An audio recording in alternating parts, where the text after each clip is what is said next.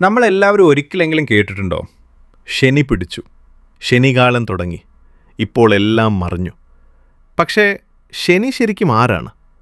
അവൻ ശിക്ഷകനോ അല്ലെങ്കിൽ നമ്മെ ശരിയാക്കുന്ന അധ്യാപകനോ?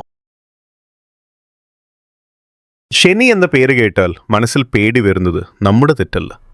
തലമുറകളായി നമ്മളെ പഠിപ്പിച്ചത് ശനി ദുഃഖം, ശനി നഷ്ടം, ശനി വൈകിപ്പ്. പക്ഷെ സത്യം അതല്ല.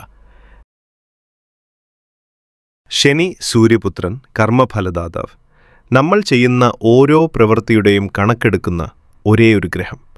ശനി ഒരിക്കലും ആരെയും വെറുതെ ശിക്ഷിക്കുന്നില്ല. അവൻ റിസൾട്ട് മാത്രമാണ് നൽകുന്നത്. ഓർക്കണം, ശനി ഒരു വില്ലനല്ല, അവനൊരു ജഡ്ജാണ്.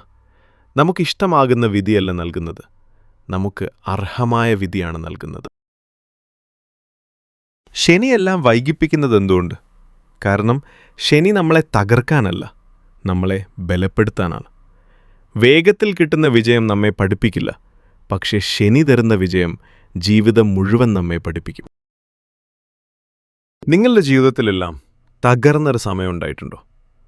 ജോലി പോയി, ബന്ധങ്ങൾ തകർന്നു, സ്വപ്നങ്ങൾ വൈകി. അപ്പോൾ ഓർക്കണം, അത് ശനി നിങ്ങളെ തള്ളിയതല്ല, നിങ്ങളെ പുതിയ തലത്തിലേക്ക് തയ്യാറാക്കിയതാണ്.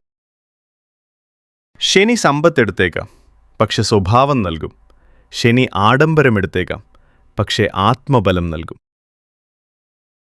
ഈ സീരീസിൽ നമ്മൾ ശനിയെ ഭയക്കാനല്ല, ശനിയെ മനസ്സിലാക്കാനാണ് പോകുന്നത്. അടുത്ത ഭാഗത്തിൽ ശനി ഗോചരം എന്താണെന്ന് വിശദമായി സംസാരിക്കാം. നിങ്ങൾ ശനിയെ ഇനി ഭയപ്പെടുന്നില്ലെങ്കിൽ കമന്റ് ചെയ്യൂ. ജയ ശനിദേവ്. ഈ സീരീസ് നഷ്ടപ്പെടരുതെങ്കിൽ സബ്സ്ക്രൈബ് ചെയ്യൂ.